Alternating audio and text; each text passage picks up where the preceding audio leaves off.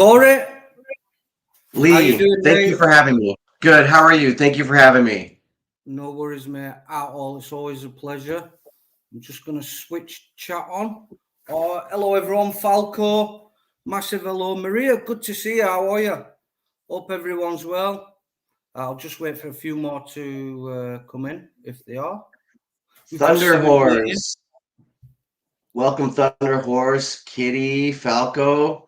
Where are you guys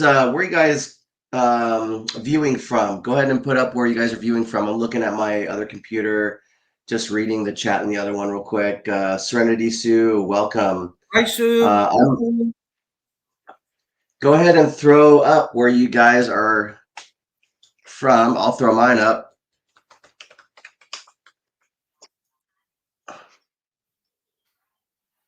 North Carolina. I know North Carolina is probably getting pretty cold too. It's freezing, isn't it? Let's see. What's it like down Southern Island, Sue? Is it really cold down there as well? Serenity Sue's in Southern Island, mate. Hi, Great Caffle. visitation. Caffle's Hello. great Yep. visitations. Yep. Hello, Serenity Sue. Yes, it is freezing. It's freezing here in Washington State too. We use Fahrenheit. We don't use Celsius. Let me see what our temperature Ringo, is. good to see you, mate. How's it going? Hey, Ringo. Corey's in Seattle, Falco. And Corey, you've Well, got friends from south of Worcestershire, Seattle. haven't you? South of Falco. Seattle. Falco's from Worcestershire. You've got relatives from Worcestershire, haven't you? Oh yeah, my brother-in-law. He's from Worcestershire. And I like putting Worcestershire sauce on steak.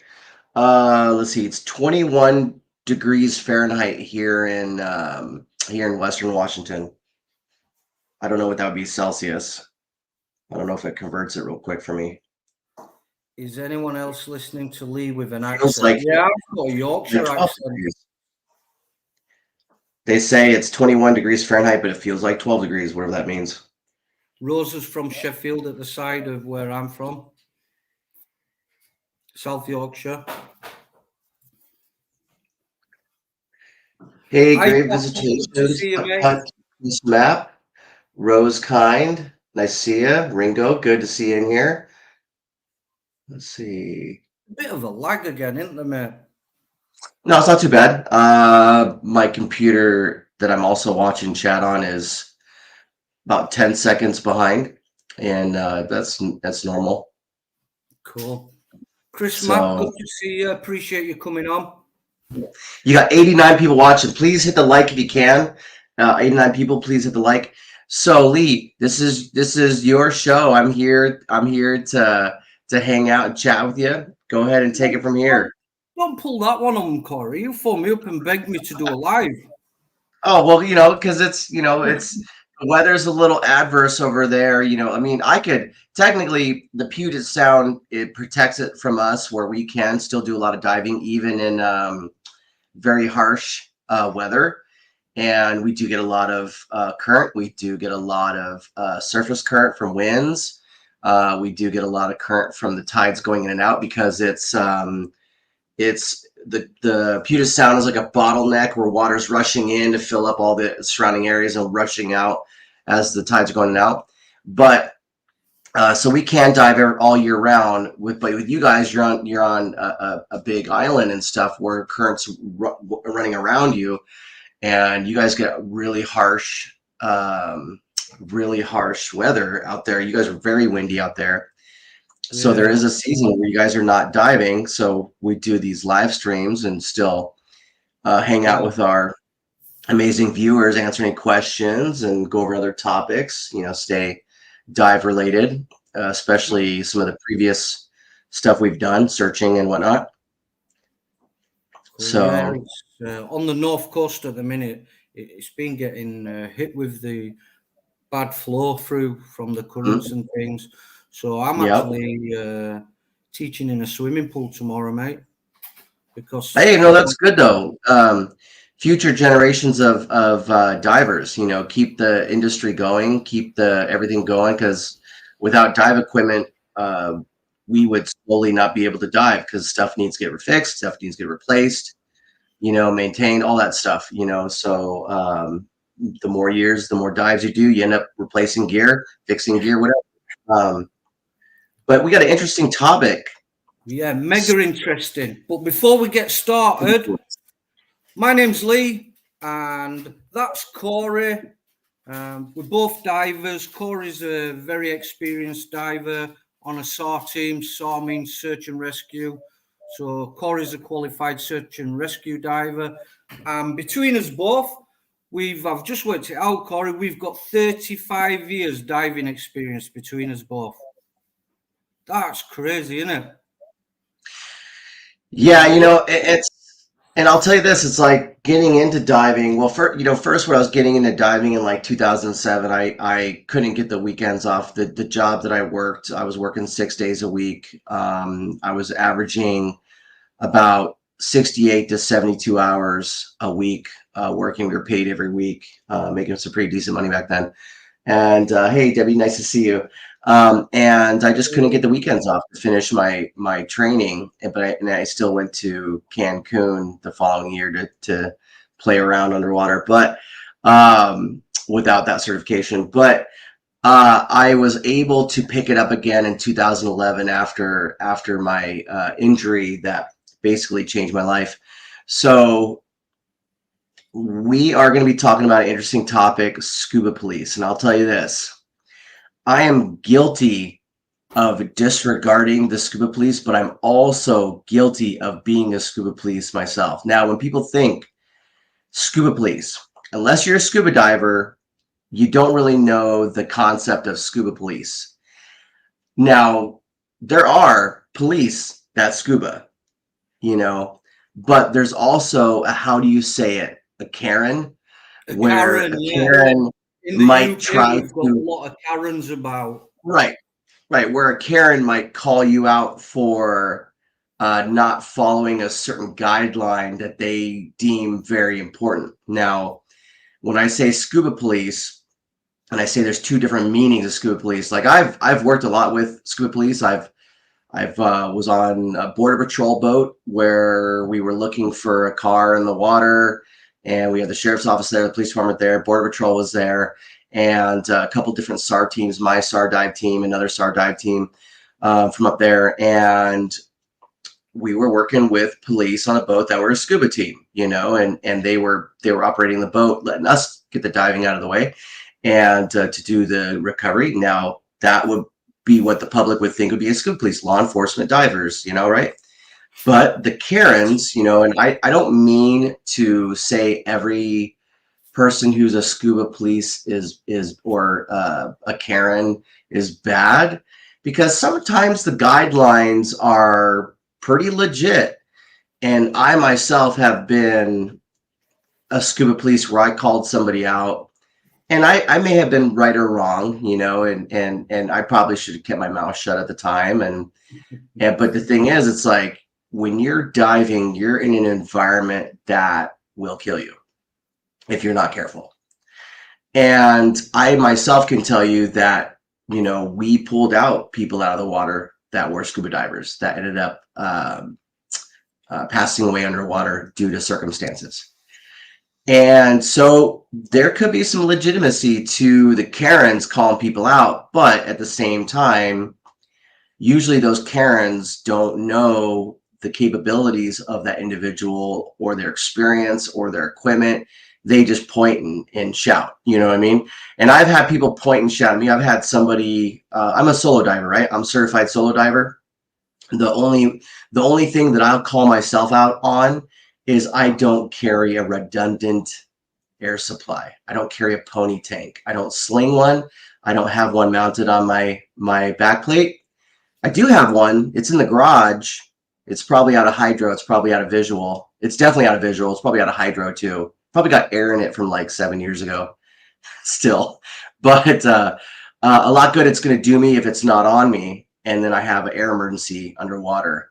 But at the same time, I've had somebody who became a dive instructor after like 1 year of diving or something like that. They had like maybe maybe 50, 60 dives under their belt, and they became a dive instructor. And they told me I was going to get somebody killed because I'm a solo diver. And I was like, how? The only person taking the risk is me. How would I get somebody killed? You know, I know the risk. We all know the risk. We all, a lot of us experienced divers do solo diving. When we're spearfishing, we're solo diving. When we're diving underwater looking for these submerged vehicles, we're solo diving. How am I going to air share with somebody underwater when I'm diving zero viz? How am I going to communicate with that person? You know, I can't even read my own gauge. You know, when I'm holding with a flat, I can't even see underwater when it's muddy. But those are risks we take. Now, somebody said, yeah, you're going to get somebody killed.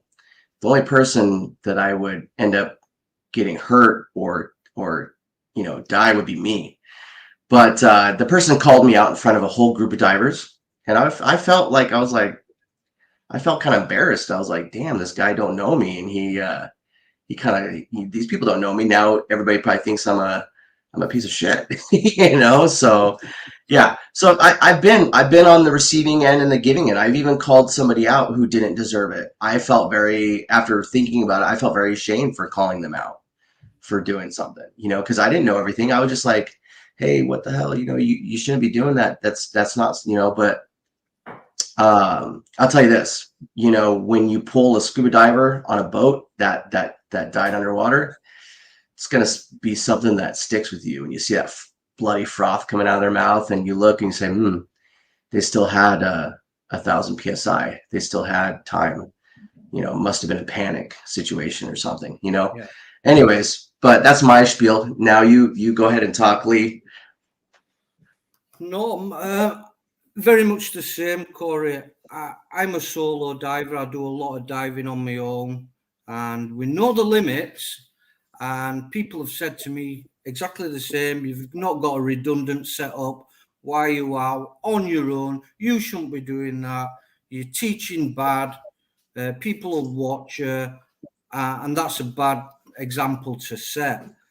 And I'm like, wow, same scenario. You don't know me. You don't know what I'm doing. How do you know I'm being dangerous? I know when I dive on my own, I'll not go deeper than 6 meters.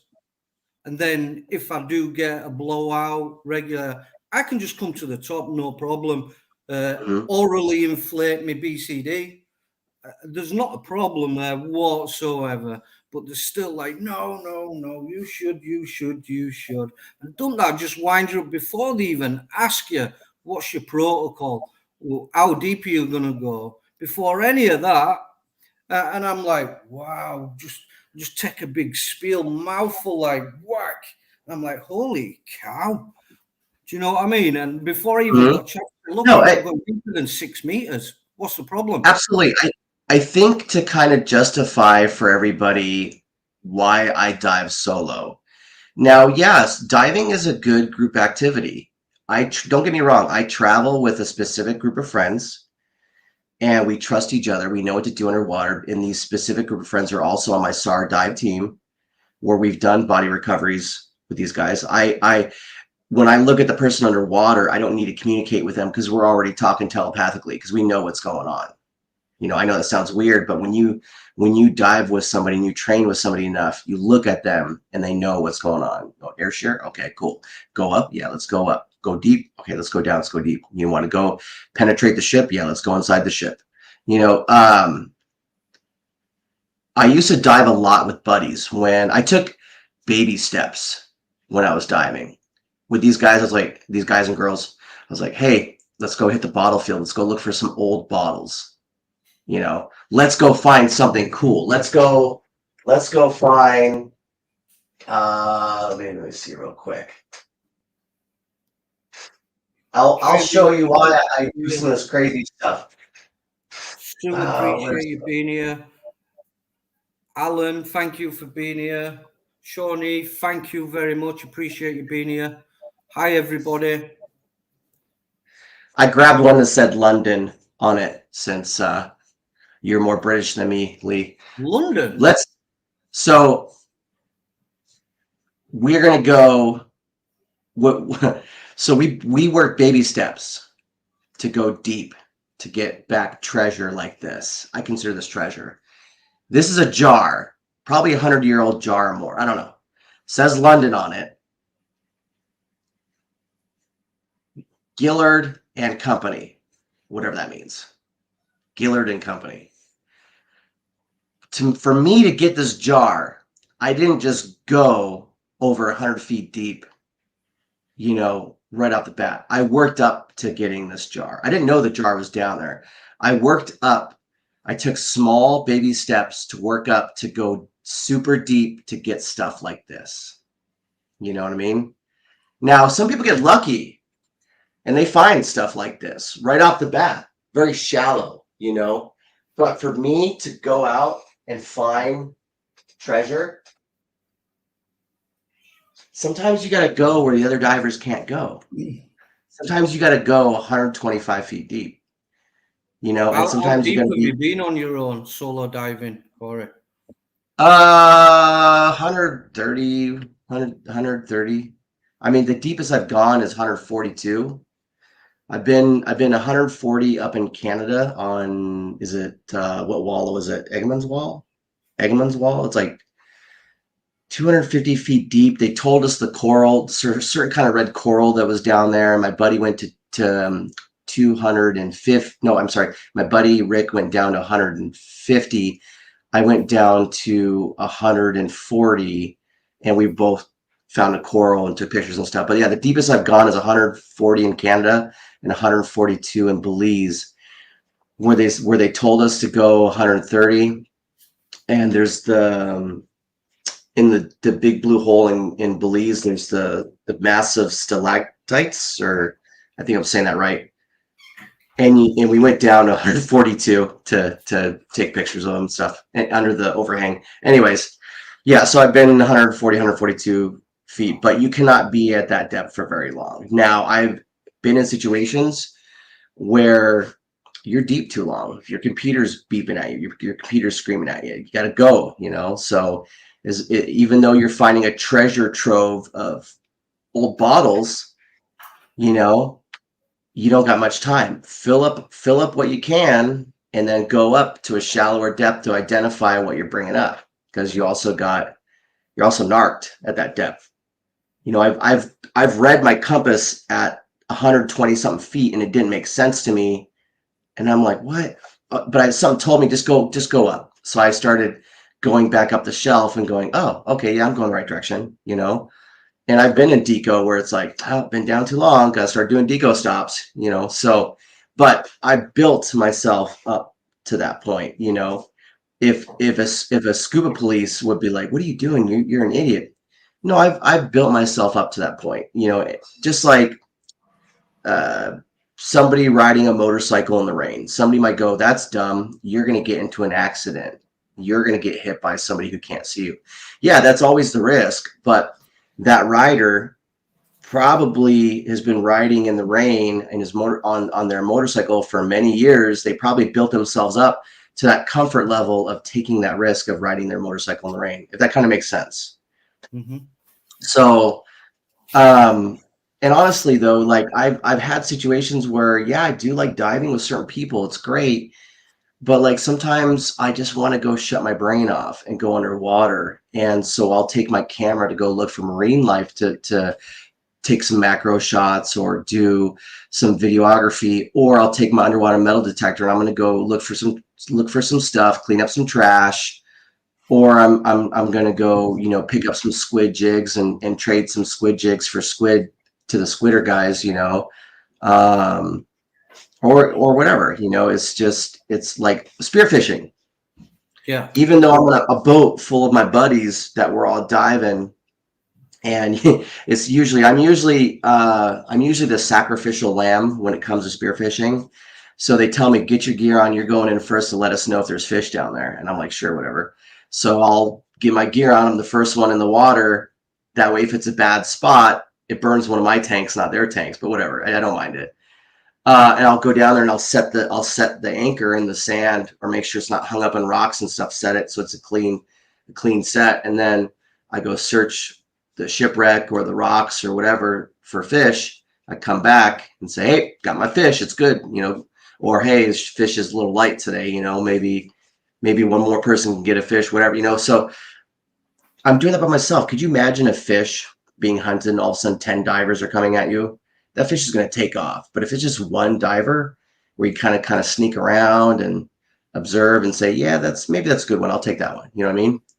So that's why some of the reasons why I take the risk of scuba diving, because I enjoy just kind of being with myself, focus on my camera, focus on the treasure, focus on the hunt, versus having, somebody with me. Because in the end, that person that's with me, all they are is just an extra air supply, if I need it. But I mean, if you can't see, the vis is low, you're not going to be able to use that air supply. They're not going to see you. You're not going to see them unless you're joined by the hip, and I don't want to do that. So my point is here, Corey, for people like Shawnee said there, that she's going to learn to dive. I've just seen it there. Liam going this spring to do dive classes. That's awesome. Well, you'll absolutely love it. But these people a lot of people now watch YouTube, Corey. Yeah. Like, I'm going to learn to scuba dive. I'm going to look at some stuff on YouTube. And it can be a good thing, and it can also be a bad thing, I think, because there's a lot of people that are fast to criticize. We call them the scuba police. Absolutely. And I know people who've been put off by that, saying, "Oh, is that how people are? Is that how people get on?" I don't want to be part of that. I don't want to scuba dive if that's how everyone is. And I'm like, no, it's not at all. You'll bump into the odd one, but that odd one probably, who are there to tell you what you can and can't do? Nobody. And I'll make this clear, and I don't think there is actually no laws to scuba diving. It's all guidelines. It's all guidelines and common sense and training and experience and practice. Practice is a massive one. There's nothing stopping people going out there on marketplace and buying scuba gear and getting in the water without doing classes, watching videos on YouTube. You can do that. There is absolutely nothing stopping anyone, but we don't advise it, of course, because there's a lot of safety things you do have to learn. And you get that experience through learning from an instructor, and you'll go over things rather than guessing yourself. So I don't, what's the word? I don't push anyone to go out and buy scuba gear off their own back and get in the water. I do advise everyone to take diving lessons, practice, get experience. I mean, that's common sense. Could you imagine? Can you imagine a place where you don't need a driver's license? You just get behind a car and just start driving. It don't matter what your experience is. That's kind of the same concept. If somebody wants to dive, cool, go take a class. I'm not going to teach you. I've had people, I was like, no, I'm not going to teach you. Go take a class. I know this sounds bad, but I have a group of people that I dive with, and I grew with those people, and I've learned from those people. And there's various experience levels and trainings with the people that I dive with. And if the person doesn't click with me, then I just don't dive with them anymore. I mean, I'm not trying to say that about any, because I know there's some people that I get a dive in with them and that I haven't seen in a long time. No, that's not it. That's not it. It's just like, I've had people that like, oh, hey, I just got certified. Teach me how to dive. Come take me. I'm like, I'm not doing that. That's not the reason why I dive. If someone they didn't need to get their driver's license, but they just got a car and they just want to become a race car driver. Well, hold on a second, learn how to drive first. Because a lot of people want to do the same thing that we do, but they just got dive certified. It's like, whoa. Just because you got dive certified doesn't mean you're a good diver. It doesn't mean that you could do everything that we can do. You can, if you start getting your experience in and you start getting your training in and you are comfortable doing this. But I'll just, you gotta really think about it, because in the end, you're gambling with your life. So you got to know the risk. And so I tell people, like, yeah, you want to do it, cool. Just go get dive certified, get your experience in. Go out and get some training, get some equipment. We have people that want to join our underwater SAR dive team who literally just got experience, or they don't even have gear. It's like, hey, we're not here to outfit you. We're not here to train you on how to become a diver. You have to already be a diver, and then we can take you from there. You have to get your own gear, and then we can take you out and train you. And that's where we kind of, yeah. And the reason I talk about this is because that's kind of like the Karen in me, because we all have Karens. We just got to know where our line in the sand is. Where's our line in the sand to be a scuba police, for those who dive and call others out on stuff, Like a prime example of a proper Karen, mate. And I've seen this firsthand, and I was gobsmacked. It was a group of divers, and they were giving off about someone resting on the sand at the bottom. Now, Yeah. there was nothing. It was clear sand, mate. There was no growth there. It was just a flat sand, nice sand bottom. And this diver was sat there trying to get a good shot on his camera. So, like, if you're not sat on the bottom, you're buoyant. When you breathe, you fill your lungs up, you'll lift up. And when you breathe out, you'll sink again. You'll stay within that margin of level. You probably go up 6 inch, come down 6 inch, or a foot, go down, depending how deep you breathe. You'll go up and down. And sometimes to get a perfect shot of a good fish, you don't want to be going up and down, or if there's a bit of current, you'll sway. So you can imagine going like that. So he sat still on the bottom and he held his camera perfectly still to get a good shot. He got hammered, mate. Oh, yeah. You shouldn't be sat on the bottom. You're a good diver. Your buoyancy's good. Why are you on the bottom? You Yeah. didn't manage to take a picture without sitting on the sand. And I was like, what? And to me, that's beyond too far. I didn't say anything, but the same bunch of people, mate, were excited about an artificial reef that there was going to pay money to go and dive, that was getting sunk on purpose, a big ship. And I was like, wow, right, so this guy who sat on a plain sand bottom is going to cause damage in case there's a microcrustacean under the sand or something. That's totally not allowed by the Karen and Scuba police. But on the other hand, it's fine for them to pay thousands of pounds to go and dive on this ship that weighs 160,000 ton. That's going to smash into the sea floor and cause more damage than 10,000 scuba divers will ever cause. Well, and it's funny too, because but that's fine because they're getting to go on holiday to dive it. Well, people don't understand this too. There are people, they have this saying, take only pictures, leave only bubbles, touch nothing. Yeah. And it's funny though, because when the boat rolls up, the boat is either going to tie off to a mooring line. If there's no mooring line, they're going to drop an anchor. Or are they crab fishing? Are they dropping crab pots in the water? Are they dropping shrimp pots in the water? Oh, those are going to touch the bottom. I mean, so it was the same trip in Canada. There was, what kind of crab was it? Was it a king crab? Let me Google this real quick. I think it was a Pacific king crab. Let me make sure I'm talking about the same kind of crabs in case somebody Googles it. You'll have the fish ID police on your back. Yeah, right. Okay, so it was a Puget. I'm sorry, I said Pacific king crab. It's actually a Puget Sound king crab. Puget Sound. How do I blow this up so I can It's a Puget Sound king crab, right? I don't know. It may not show up. I'm sorry. You guys can you guys can Google Hold it on, and hold on. I'm gonna remove myself so you go big man. you guys can. Okay. So I'm sorry if it's too bright. Let me turn this down.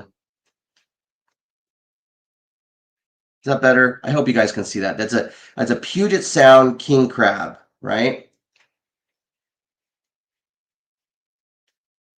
Puget Sound king crab. They are massive. They will literally amputate a finger if you're not careful with their pinchers. The males are much bigger than the females. To give you kind of an idea, picture a big hubcap on a car. That's how big they are. Boom. Big Puget Sound king. They're heavy too.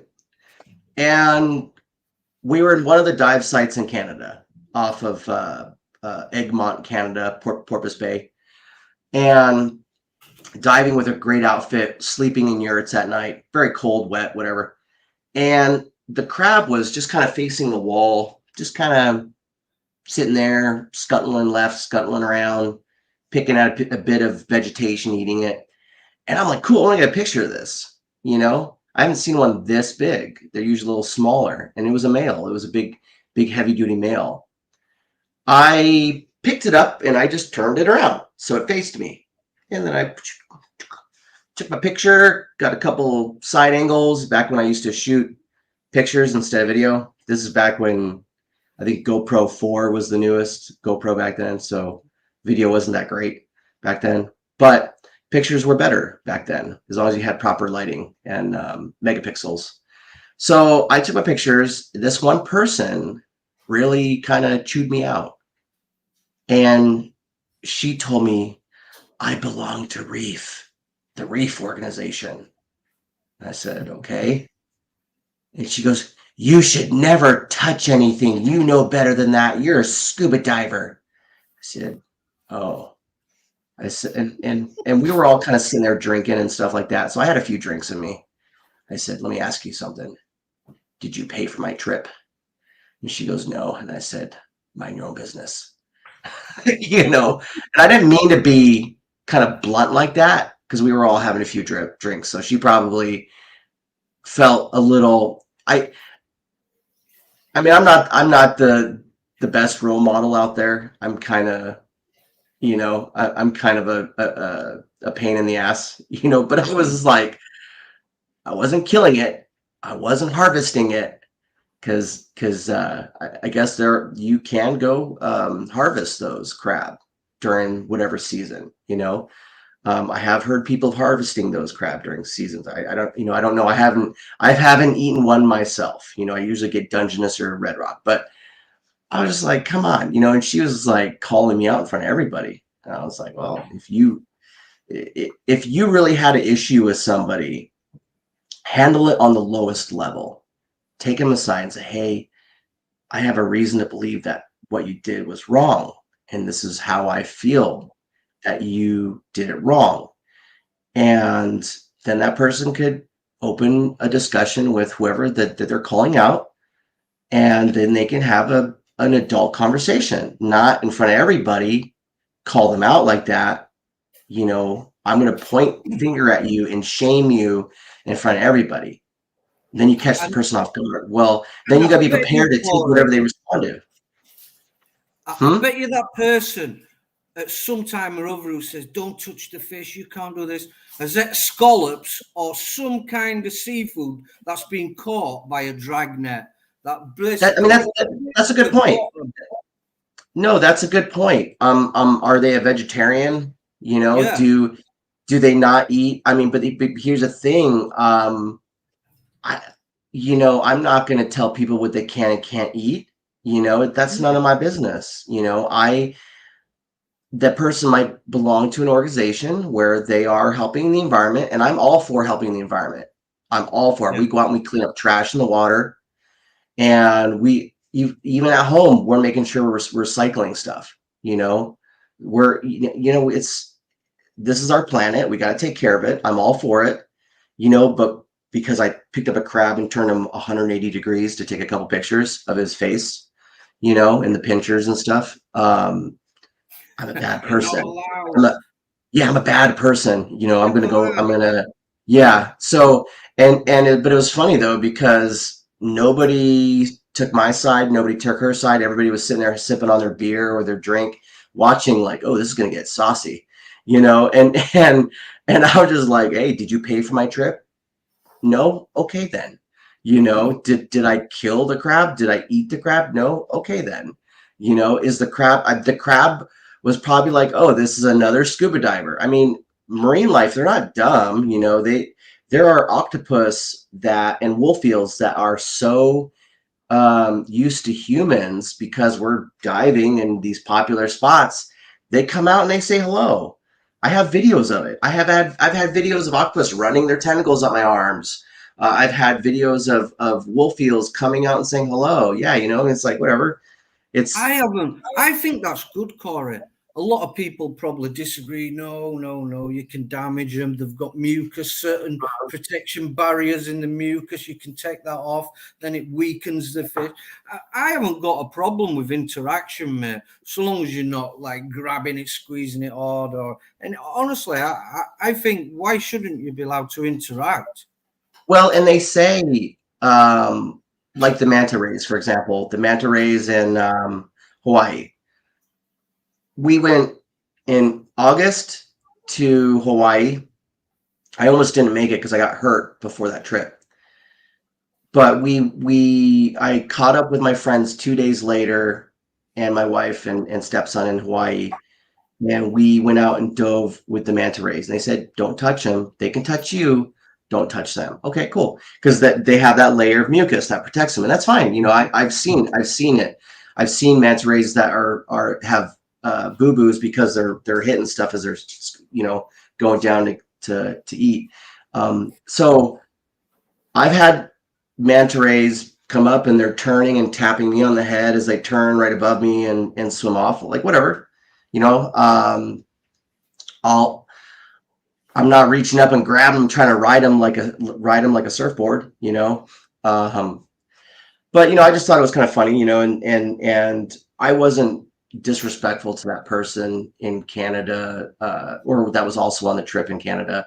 I actually bumped into him later at like Redondo, and I was like, "Oh, hey, how's it going?" I basically killed them with kindness, and they just like wouldn't talk to me. They're just like, "Who the hell is this guy?" You know, this guy who touches everything. You know, they probably assume I'm the devil because I touched a crab.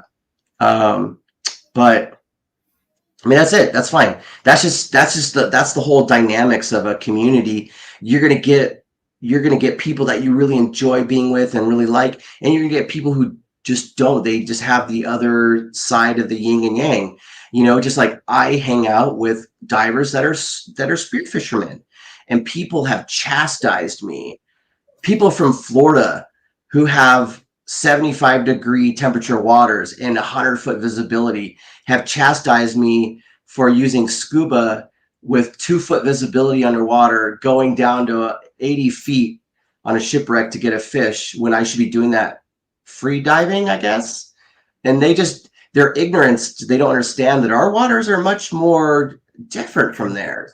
But they're comparing guidelines. You know, they're using a guideline to say that I'm a bad diver because I'm using scuba to get a fish versus free diving. And I'm Ringo, just like, Ringo you hit know, the nail right here. Look, don't pet the cow. Oh, but I'll take a T-bone. exactly, That is exactly. it, isn't it? That is it. Yeah, Don't touch the no, fish, but I'm off to the market to buy one that got caught by a net. exactly. And if somebody told me that they don't appreciate me harvesting shellfish or hunting fish when I'm using it for food or giving it to family and friends so they can enjoy a fresh fish. If you're gonna go to like Ivar's and get some fish and chips or a cup of clam chowder, why are you preaching to me? I mean, or let's just say that they're vegetarian. They only eat vegetables. That's cool, but don't force your beliefs on me because we are human beings. We are unique. We have different characteristics. We have different opinions. Force your belief. Don't be a scuba police to me because I'm doing something now. Now, granted, I'll play devil's advocate. We had so in our diving community, we have, like you said, the scuba police, the Karens, but we also have movements, the scuba movements, and this was interesting. This happened like 8 years ago. Now we have dive sites, known popular dive sites. In these dive sites, you go to visit marine life, so you get some cool pictures, right? Now there's also harvesting, right? Now the kind of the rule of thumb is you don't hunt and harvest at these popular dive sites, because then people don't have anything to take pictures of when they're underwater there. So for us, when we go spearfishing, we take a boat and we go where it's only boat diving, because a large population of the dive community here in the Puget Sound is shore divers. But, occasionally they will fork out the money to go on a boat dive, to go to those places that have more life, because, or whatever. Anyways, so we go to these places and we're rolling up and it's 10 boats fishing, line fishing, and we're jumping in, getting our fish, spearing them, getting out, right? But this individual, and I can't remember their name, but they went to Alki Beach, one of the coves by the ferry that takes them from West Seattle to Seattle and back forth. They went down, and I guess there was a GPO, a giant Pacific octopus, big octopus. And I think somebody even said it was sitting on eggs. Now, the very importance of that is because octopus have to recirculate the water so those eggs can keep getting their oxygen and stuff, right? They have to keep recirculating, because the octopus live underneath in dens and stuff, under boats, under rocks. They live in little confined little caves, and they put their eggs and they take care of them. And literally the octopus will die trying to take care of her young, waiting for the eggs to hatch. And not only that, it's a very popular dive site. So this guy goes down there and he pulls the octopus out and he kills it, and he brings it up on his truck, and he's throwing it up there, and people are like, "Hey, what are you doing? Why did you kill that octopus? This is a dive site. This is where people come to do diving. This is a very large known dive site for training, recreational diving." And it's like, I am harvesting an octopus. I'm killing an octopus. And they were like, "Why are you doing it here?" They took his picture with him holding the octopus, and he's got his truck in the background and everything. And they made a movement where they went out and they contacted every single dive shop. Every single dive shop refused to fill that guy's tanks. And you had his picture. And I went into, because there's more dive shops back then, I went into a couple dive shops, get some air. His picture was on the wall. He was the talk. He was on the news. He was on dive forums. I'm sure people were threatening to kill him. And it was a crazy scuba police movement. Now, my stance on it all, if I was there, protected species, the GPO. No. My stance on it, if I was there, I would have been a scuba police. I would have called him out on it too. I would have been like, "Why are you doing it here at a known diving?" My beliefs. Why are you doing it here at a known diving site that we come in and take pictures? Why are you not doing it somewhere where nobody goes diving, where you can hunt and harvest? You know what I mean? Now, I'm guilty of eating octopus. I really don't eat octopus. It's been a year since I've had octopus, right? I prefer squid over octopus, but I would say, like, yeah, I think that's where he went wrong. He went to a popular dive site, and if it was sitting on eggs, that's messed up. I don't. That's wrong. That's totally wrong. If it's like over here, there's a thing with lobsters. If it's got eggs, you put it back regardless. Like you leave the females, take Yeah, because keep they males. need to keep reproducing, or you're going to run out. You're going to run out of that resource. You're going to run out Yeah. of that marine life that you can eat. So that, but I'm telling you, I think that guy, I've never heard of him ever again. I don't even know. He probably quit diving because everybody refused to sell him air or anything. And then I would wonder, like, if they saw his truck at a dive site, are you telling me a diver wouldn't do anything, like take their knife out and scratch down the side of his paint or flatten a tire while he's in the water? I mean, because people can get pretty crazy about Well, that kind of stuff. that's a scenario then where we think, is that all right, Corey? Is it all right for the scuba police to gang up on the guy like that when realistically he's doing something he's allowed to do? Is it a protected area or anything? Now it is there because of Oh, that movement, yeah. and what happened and the publicity of it and all the chain of events that happen. Now there's a listed set of dive sites that are protected from no harvesting. I mean, that's just kind of a rule of thumb. You know what I mean? That's kind of a rule of thumb that you don't go harvest marine life where everybody's going recreationally. It's a Yeah. known recreational dive site. Go somewhere where people aren't going. Go somewhere by boat. Go harvest there. You know, like if there's deer walking through a park to drink and eat and whatever, do you go hunting for deer in that park? No, you go out middle of nowhere in the woods, the mountains, maybe on the edge of your property if you have a lot of property in the woods or mountains, you know? Yeah, you know, it's just kind of a common sense kind of thing. So yeah, I would have been a total Karen. I would have been a total dive police if I was there witnessing that. But I don't know. I mean, like I said, we go by boat. We go spearfish in the middle of nowhere, and people still talk shit. Oh, you're cheating. You're doing it by scuba. I mean, I got one leg. I'm not free diving down, 70 feet when you can only see 5 feet visibility. I'm gonna just randomly hit a boat or a boat motor on my way up or hit a random rock. No. I'm not. There's when you spearfish out here, sometimes you're searching for like good 20, 30, 40 minutes until you see that fish you want. You don't just shoot the first fish you see unless it's a good sized fish, but you want to be able to, selectively choose which one you want because you can get one link caught a day. There's a very short window. It's 1 month a year that we can spearfish. That way, any diving I do that month is just spearfishing. I don't even go to my SAR training that month.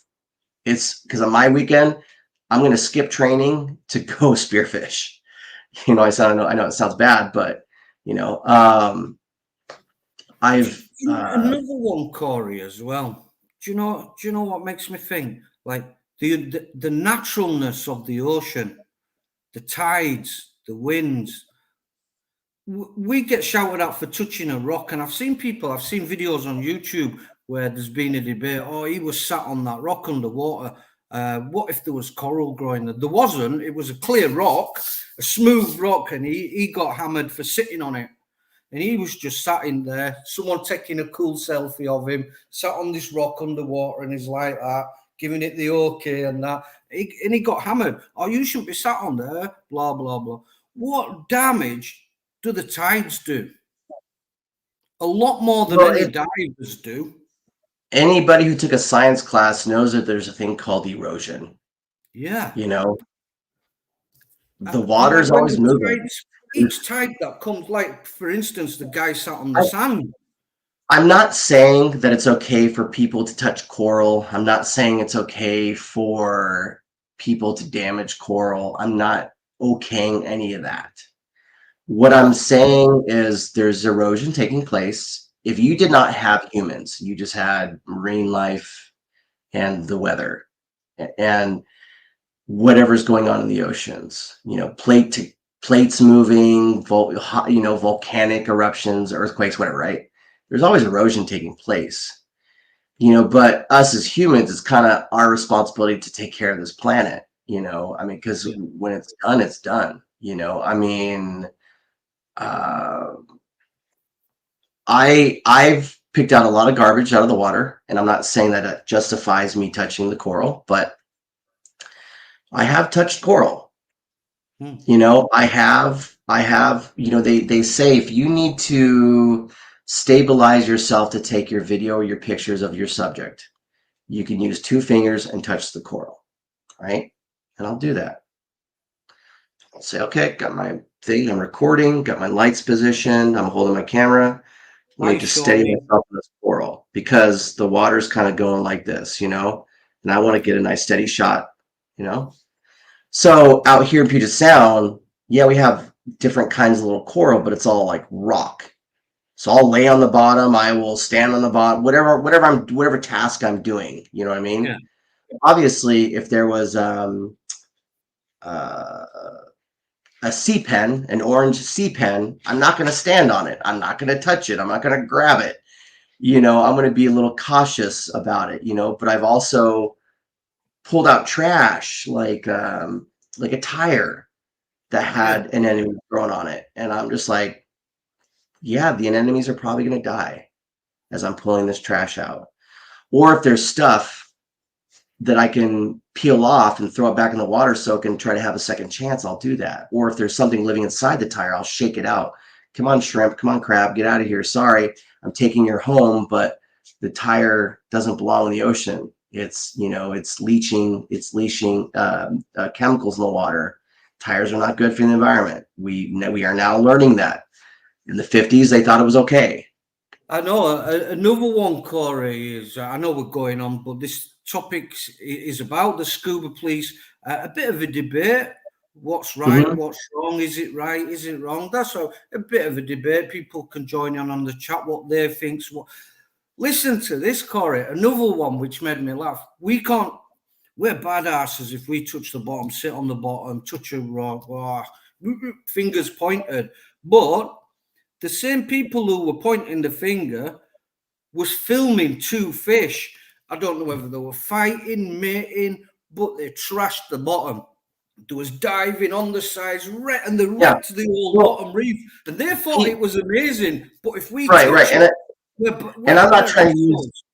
Yeah, and I'm not trying to use that as an example that say it's okay for me to grab chunks of Yeah, coral or whatever. And I'm not grabbing and breaking off chunks of coral. I no. mean, I've grabbed We're not fishing even line. damaging anything. All we're doing is resting, is touching. We're not pulling off. We're not breaking it. And So I've 9 times out of 10, so I've we'll only cleaned up. touch stuff where nothing's growing anyway.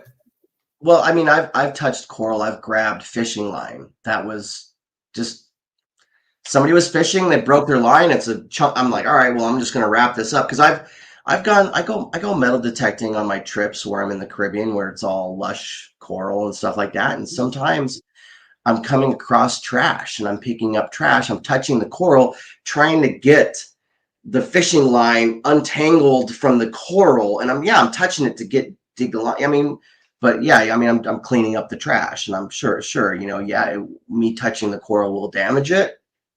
They usually say if you can touch the dead part of the coral, don't touch the live growing part, touch the dead part if you can, Um, I'm doing the best I can. I have in Belize, there's a lot of swim throughs, and a swim through, it's not like going in a cave, but it's kind of like you're going, there is an overhead environment. So picture a cave with an opening. There's an opening on each end. That's a swim through where it's covered up. So they said, hey, there's a swim through here, and the opening gets very tight, like very tight. And once you're there, you gotta continue going because if not, you're not gonna be able to turn around.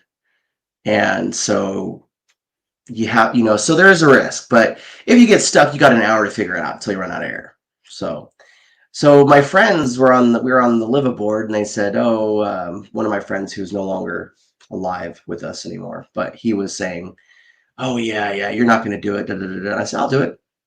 He goes, no, no, no. You want? I said, no, no, no, I'll do it. He goes, no, you're being so cavalier about it. I said, no, no, Mark, I'll swim through the swim through. Let's find it, and then I'll go through it.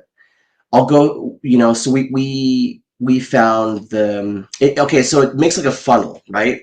One end, it's so big and open that you can swim, but it gets all the way down into this little funnel where you guys. So we went to the funnel, the opening scene, the funnel scene where it was really tight. So I'm like, damn, I'm a big guy. You know what I mean? Let's see. Maybe if I scoop some of the sand out, I'll make room, because I'm a big guy, I'm 260 pounds. I'll make a little scoop the sand out of the way. And it wasn't live coral. The part we were going through was dead coral, but there was a little live coral growing around the above part of it and stuff like that. And so and then there was a little bit of a bump in the arch. So if I turn sideways, my tank will, because what I was running into is I couldn't fit. My tank was hitting the top part of the opening. It was a very tight opening. Imagine crawling through a barrel with a backpack on your back. That's what it kind of felt like, a barrel. So squeeze through a barrel, like a little tube with a backpack, and try to make that backpack fit. That's what I was doing. So I was sticking my camera in, and there was a little handhold, perfect little handhold in the dead coral. I turned sideways and I was able to pull myself through. It's funny because somebody called me a reef wrecker for doing that. Yeah. Like, I wasn't wrecking the reef. I wasn't knocking. Like my fin tapped a couple pieces of coral. Everyone's tapped to the coral. Yeah, even the best divers in the world have clipped at some stage. Clipped the bottom, hit something, bumped into something. What I will say, Corey, we've got 3 minutes left, mate. Then we've done as our. We do? Ask some questions. So Scuba what I want to Police. say is, last of all, Corey, we aren't going mental about it. Do you think Scuba Police and Karens are kind of sucking the fun out of diving, spoiling it for newcomers and putting them off? Yeah, no? That's a hard question, Lee. I would say some yes, but some no. There is a need for Scuba Police, right? Safety, right? Because if somebody's going to do something stupid, somebody should say something and be like, hey, I hope you know the risk involved. Yeah. And if they're going to make that decision, and if it ends bad, it ends bad. If they get out of it, they get out of it. But there needs to be Scuba Police for somebody to point out that inherent risk. Now, they have to go about it a nice, logical way, not just you're going to kill everybody. You're going to kill everything. No, there's no logic behind it. You're a reef wrecker. Yeah. Think about it. If you're going to go into dangerous waters, I'm going to tell you, like, hey, bro, you think about it. You get caught, you get entangled, you can't see. Think about it. I'm not going to say you're going to kill everybody. You're going to, use some logic behind it, because the Karens don't use logic. They take something in their head and they go, oh, that's bad because I have a personal belief or whatever, or I have some kind of experience, and they spew it all out. At least be logical about it, call to say, hey, I don't think you should do this because of that.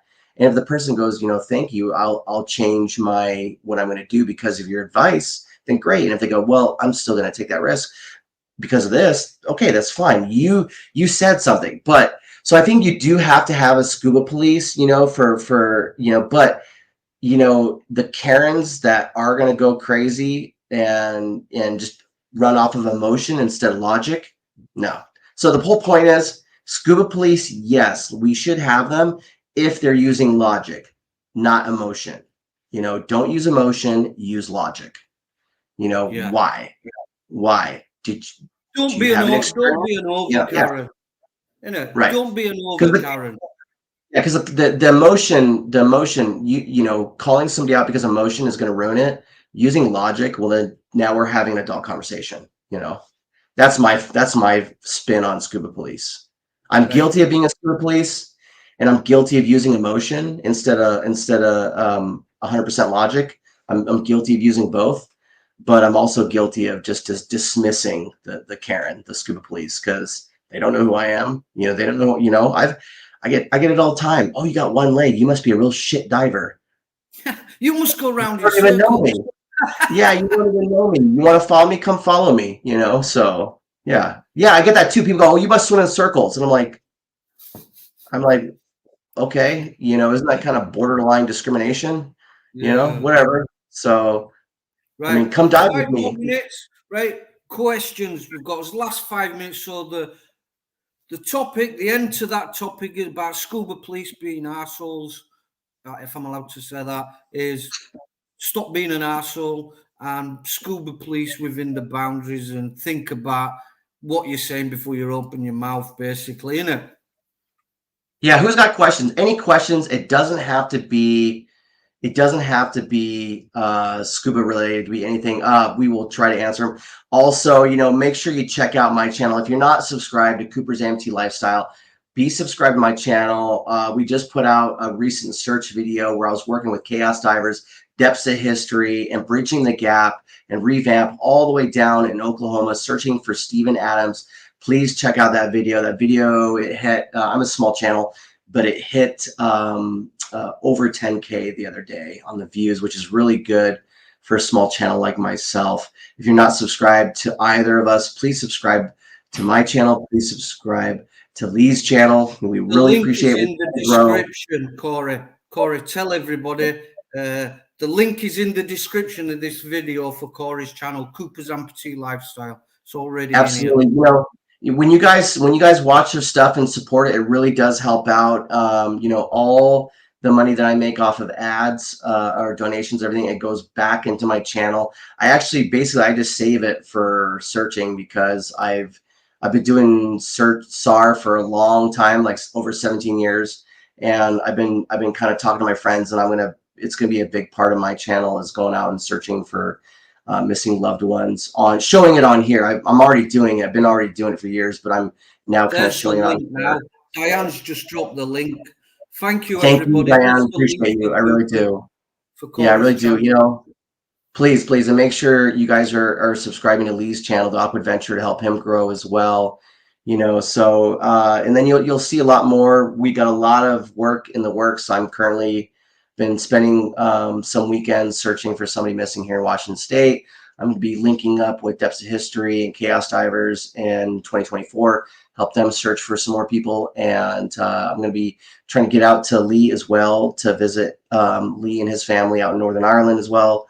We also have a couple things lined up, like a couple small warm water trips. Me coming to visit you. Yes, You're like to not have him getting come away out. with that this year, I'm mate. not gonna I'm not gonna take him diving. I'm just gonna have him work, help me fix some fences in the field. So he'll bring his dive gear, but we're not gonna dive. I'm just gonna have him help me fix fences.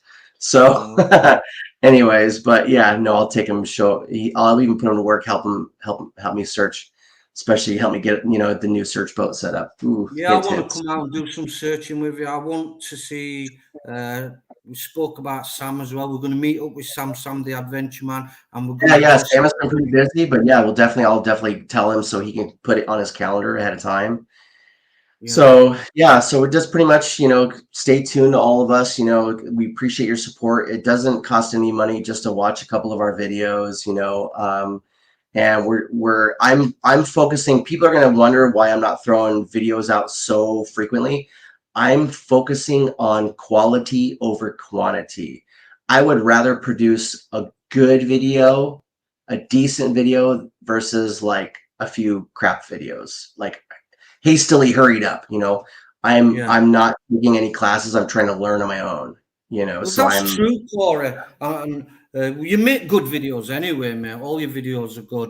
I But do the there's best I channels can. out there they'll put 10 shit videos out and one good one, Mhm. and they'll get big views on that good one, not so many views on the crap ones, and wonder why people don't stay to watch the channel, because they don't want to watch the rubbish ones. They just want to watch a good one.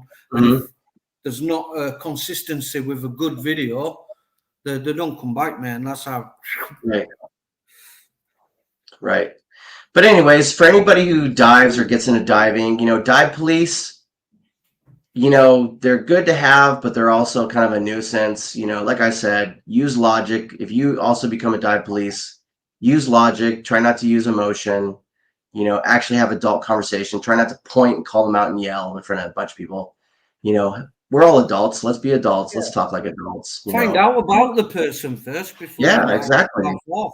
They might Yeah, be an exactly. amazing diver. They could be the Hmm. next underwater, the best photographer in Yeah. the world, and just sat I'm there just not saying anything. Yeah, I'm telling you, I think when people don't know me and I show up and I'm like, who is this fat one-legged guy with all this green diving gear? And then all of a sudden, people after like a few dives, people are like, wow, you're a really good diver. And I'm like, did you think I was a shit diver? I don't get it, They're like, oh yeah, you're better than some people I know with two legs. Okay, I'm not here to impress you. I'm here to pay you to take me diving, take me diving, so. But I always get that everywhere I go. It's really weird. Like they must be like, oh, this guy's fat. He's one leg. He's got green gear. He's probably a shit diver. But yeah, so don't judge the book by the cover. Actually get to know the person before you try to Yeah, call them out on something. yeah. Guys, your opinions? Have you enjoyed this live chat? Has it been okay? Do you like little discussions like this? We can do it more often. Different topics. Anything good coming up? We'll jump on, do a live together, and discuss. Is this the kind of thing you like to see? Have you enjoyed it, or has it been boring? Or I like it. Honestly, have your Lee, I think feedback? we need to do more lives, and I love doing them on your channel to help you grow as well, especially when your diving season is down during the winter.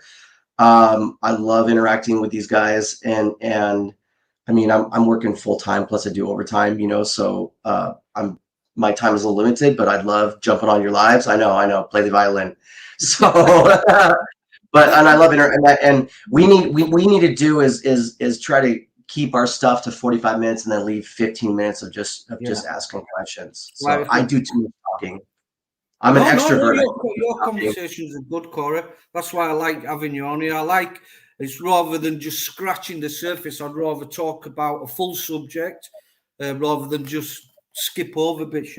At least we're Yeah. talking properly and we're covering the subject. You know what I mean?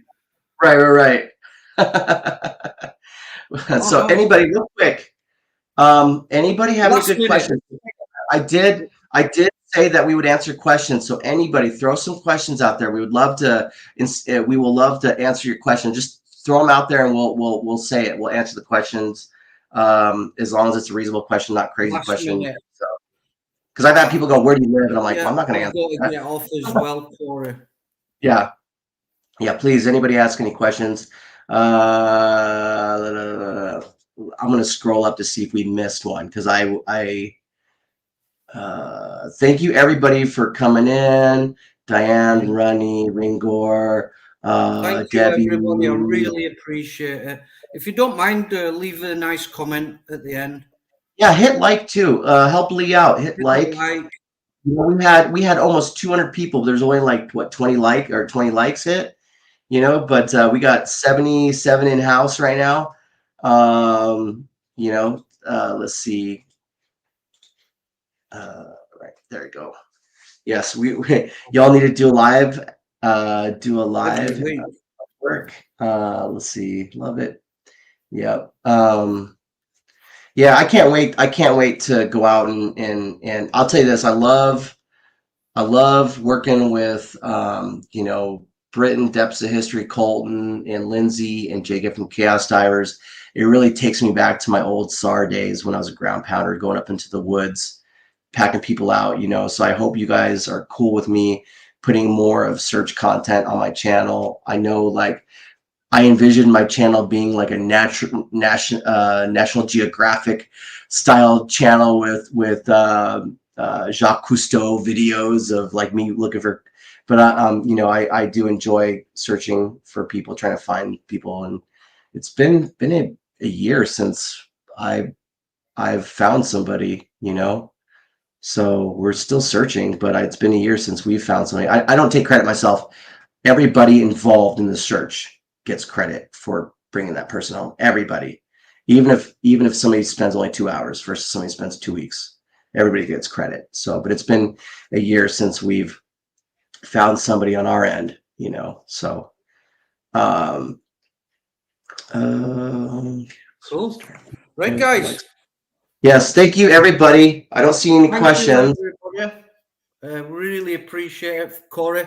Massive thank you as always, mate, for jumping on. It's always good, mate, to catch up.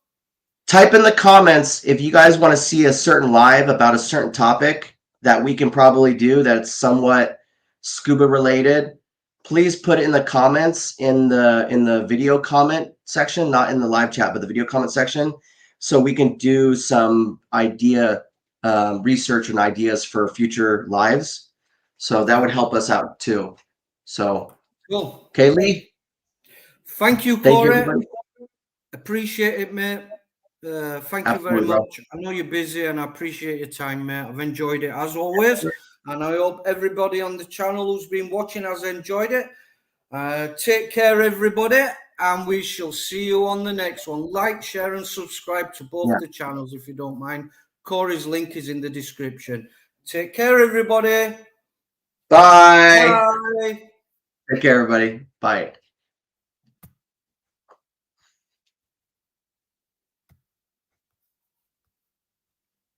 We're still live. Oh, yes, we are. My wife is yelling from the kitchen. She's making fun of me. She's yelling from the kitchen. Live. Right. Bye, everybody.